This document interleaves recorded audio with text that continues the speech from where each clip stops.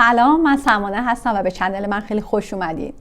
از اونجایی که listening یعنی مهارت شنیداری یکی از مهمترین مهارت هاست و یه جورایی میتونم بگم مادر بقیه مهارت هاست، میخوام بهتون 2 منبع خیلی خوب معرفی کنم برای تقویت listeningتون، تقویت مهارت شنیداریتون که حتی برای سطوح پایینم مناسبه. تا آخر ویدیو همراه من باشید. دوستان خوبم، اگه میخوایم انگلیسی رو نچرال و راحت و طبیعی یاد بگیریم، یکی از کارهایی که باید بکنیم اینه که لیسنینگمون رو خیلی قوی کنیم، یعنی خیلی خودمون رو در معرض صدای نیتیو اسپیکر قرار بدیم، حالا چه با فایل های صوتی چه با فایل های تصویری. من توی این ویدیو که لینکش رو براتون میذارم در مورد اهمیت لیسنینگ و اینکه چطور میتونه تقویت لیسنینگ ما تاثیر خیلی مثبتی روی سپیکینگ ما داشته باشه و اینها کامل صحبت کردم دیگه. اون لینکش رو میذارم بریم ببینید. فقط اینجا میخوام بهتون یه یادآوری بکنم و اونم اینه که بچه‌ها اگر در حال زبان آموزی هستین، مثلا در سطوح پایین‌تر هستین، مهمه که شما حداقل 80% زمانی که دارین میذارین برای مطالعه زبان، برای زبان یاد گرفتن، به لیسنینگ بگذره. یعنی گوشتون با صدای نیتیو اسپیکر آشنا بشه، با اون صداهای ریزش، با اون وصل کردن کلماتش، با این چیزا باید خوب آشنا بشه. و حالا سوالی که اینجا مطرحه اینه که آیا ما به هر فایلی گوش بدیم، به هر لیسنینگ گوش بدیم اوکیه؟ مثلا من اگه سطحم A1 هست، یعنی یه جوری بیگینر elementary اگه من هستم، آیا اوکیه که مثلا به یک فایل ادوانس گوش بدم، مثلا اخبار ببینم؟ بچه جواب این سوال اینه که نه، واقعیتش اینه که خیلی اوکی نیست. حالا اگه یه موقعی هم اخبار دارین گوش میدین، علاقه دارین، اوکی، ولی اون کاری که میخواین انجام بدین برای زبان یاد گرفتن، برای که بتونین در یک فاصله زمانی معقولی به نتایجی که میخواین برسین، اینه که باید فایل هایی که گوش میدین یا حالا ویدیوهایی که میبینین، فرقی نداره چه آدیو چه ویدیو، باید براتون قابل درک باشه. اصطلاحاً باید comprehensible باشه. من توی یه ویدیویی در مورد اینکه آقای کراشن که یک زبانشناس خیلی معروف هستن و یه نظریه خیلی مهم دارن که خیلی در آموزش زبان موضوع مهمیه صحبت کردم و اون هم موضوع اینپوته. اینپوت یعنی ورودی، یعنی همین لیسنینگ و ویدیو و این چیزا.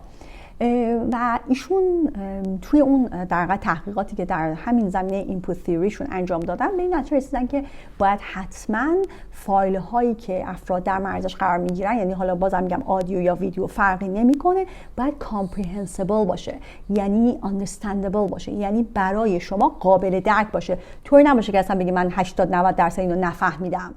یه خبر خوبم براتون دارم. من و دوستانم در تیم آیلتس کامیونیتی سنتر یه سری چالش‌هایی رو داریم برگزار می‌کنیم. در واقع چالش‌های بالا رفتن سطح زبان انگلیسی شماست که اساس این چالش‌ها عمدتاً بر پایه لیسنینگ هستش.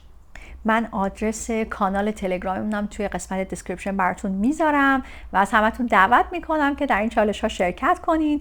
بچه‌هایی که الان دارن شرکت میکنن خیلی تاثیرات زیادی رو دیدن. ما توی این چالش ها داریم با هم تمرین میکنیم که چجوری قدم های کوچیک ولی پیوسته برداریم. خوشحال میشیم که شما رو هم تو اون چالش ها ببینیم. حالا من میخوام تو این ویدیو بهتون 2 منبع خوب معرفی کنم که سطح بندی داره. یعنی شما اگه حتی لول A1 هم هستین، یعنی elementary یا بیگینر هستین، میتونید از این 2 منبع استفاده کنین.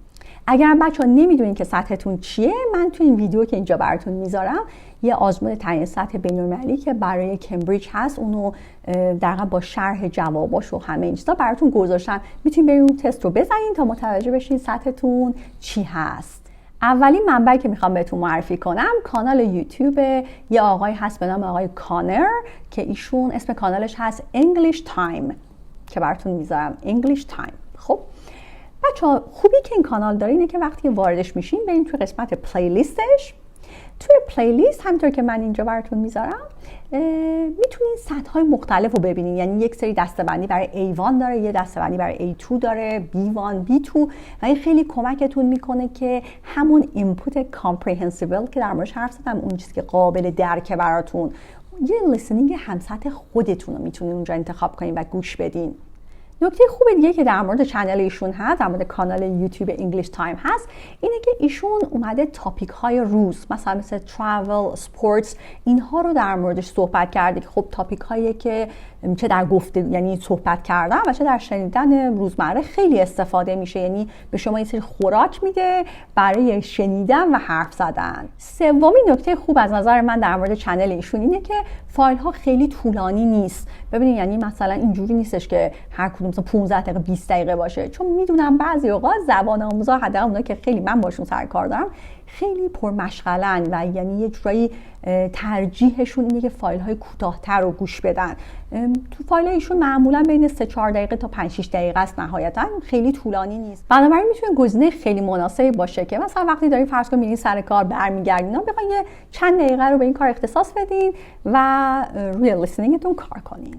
دومین منبعی که میخوام بهتون معرفی کنم کانال یوتیوب English Class 101 هستش که البته این کانال اپ و وبسایت و اینا هم داره، ولی در اپش که خب اکثرش پولی بود، تو وبسایت هم خیلیاش پولی بود. حالا بد نیست که وبسایتش هم یه چکی بکنین، ولی توی کانال یوتیوبش محتواهای خوبی بود برای افرادی که سطوح پایین‌تر هستن. میتونید تشریف برید توی پلیلیست اونجا همونطور که اینجا براتون گذاشتم و از توی پلیلیست برید اون سطحی که با شما مچ هست رو انتخاب کنین و گوش بدین. همینطور که میبینین توی چنلشون ایشون در 4 لول، یکی absolute beginner یعنی کسایی که دیگه خیلی خیلی سطحشون پایینه، و بعد beginner و بعد intermediate و advanced. برای 4 سطح ایشون محتوا اونجا گذاشته که خب باز هم میتونین بر اساس اون سطحی که شما هستین اون چیزی که برای شما قابل فهم هست رو انتخاب کنین و گوش بدین. نکته خوب دیگه که در مورد چنل ایشون هم هست اینه که این فایل ها خیلی طولانی نیستن، مثلا 3-4 دقیقه 2-3 دقیقه اینجوریه و میتونین یعنی بذارین برای خودتون یه برنامه که هر روز مثلا یه فایل 2 فایل ازش انجام بدین و خیلی شدنیه پیاده کردنش. و نکته خوب سوم در مورد چنل ایشون اینجوریه که بچه‌ها یه ذره ویدیوهاشون حالت اینتراکتیو تر داره، یعنی تعاملی تر داره. یه ذره مثلا سوال کویز این مدلی سر تصاویر و اینهاست، در صورتی که در مورد کانال اول اینجوری نیست، بیشتر خود اون آقا ایستادن و چهرهش هم اینجوری داره با شما صحبت میکنه. ولی دومی یه ذره حالا شاید میگم یه ذره تعاملی تر باشه از اون جهت که حالا چند تا کویز و از این چیزا هم توش داره. به هر حال بچه‌ها نکته مهمی که در مورد هر دوتای این چنل ها هست اینه که اینها سطح بندی داره، یعنی شما میتونید بر اساس سطحی که هستین برین اون محتوایی که مربوط به سطح شماست رو گوش بدین و ببینین. خب این خیلی نکته مهمیه. دوستان خوبم، امیدوارم که این 2 تا منبع براتون مفید باشه، ازش استفاده کنین، لذت ببرین، کیف کنین و اگر نیاز داشتین به منابع دیگه‌ای توی کامنت بر من بنویسین. من سعی می‌کنم که در حدی که بلدم منابعی که به دردتون میخوره، بهتون مفیده رو بهتون معرفی کنم. Good luck.